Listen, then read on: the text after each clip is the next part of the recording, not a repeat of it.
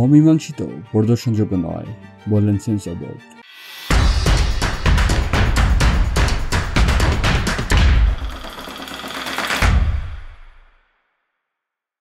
মুক্তি প্রতীক্ষিত web film অমীমাংসিত দর্শকদের সামনে প্রদর্শন উপযোগী নয় বলে চূড়ান্ত রায় দিয়েছে বাংলাদেশ চলচ্চিত্র সেন্সর বোর্ড। 24 এপ্রিল এই সিদ্ধান্ত জানিয়ে বোর্ডের উপপরিচালক মোহাম্মদ মহিউদ্দিন লিখিত চিঠিতে জানানো হয়, ছাড়পত্র না দেওয়ার পেছনে 4টি উল্লেখযোগ্য কারণ এবং কথাও জানানো হয়েছে। গত বুধবার তথ্য ও সম্প্রসারণ মন্ত্রণালয়ের বিজ্ঞপ্তিতে সিনেমাটির ছাড়পত্র না দেওয়ার পেছনে 4টি ধরনের কারণ উল্লেখ করা হয়েছে।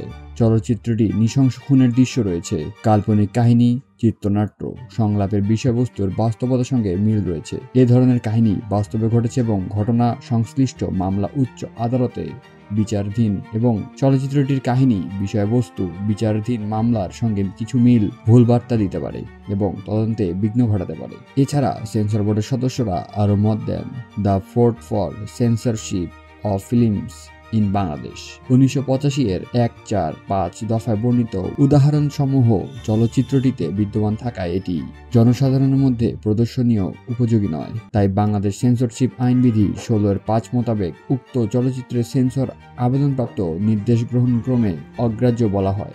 তবে এই সিদ্ধান্তটি প্রাপ্তির 30 দিনের মধ্যে ছবিটি প্রদর্শনের বিষয়টি বিবেচনা করার জন্য সরকার বরাবরই আপিল করার সুযোগ দিয়েছে প্রযোজক পরিচালকদের। ফজলুল হক ইন্ডাস্ট্রি অফ মিডিয়া স্টাডিজের পক্ষে ছবিটির প্রযোজনা শাহিদুল আলম সাচ্চু।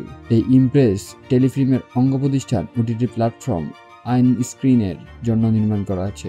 ওটিটি কন্টেন্টের ক্ষেত্রে এখনও সেন্সর কার্যকর হয়নি, তবু চিঠি দিয়ে নিজেদের আগ্রহের রাহেন রাফির নির্মাতা অমীমাংসিত দেখতে চায় বাংলাদেশ চলচ্চিত্র সেন্সর বোর্ড। বিষয়টি নিয়ে আইন স্ক্রিনের প্রকল্প পরিচালক এবং নায়ক রিয়াজ আক্ষেপ প্রকাশ করেছেন।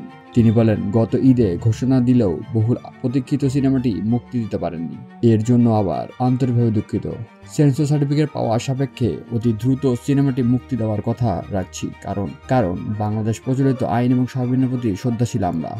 তো ভিডিওটি ভালো লেগে থাকলে অবশ্যই সাবস্ক্রাইব করতে ভুলবেন না। ধন্যবাদ।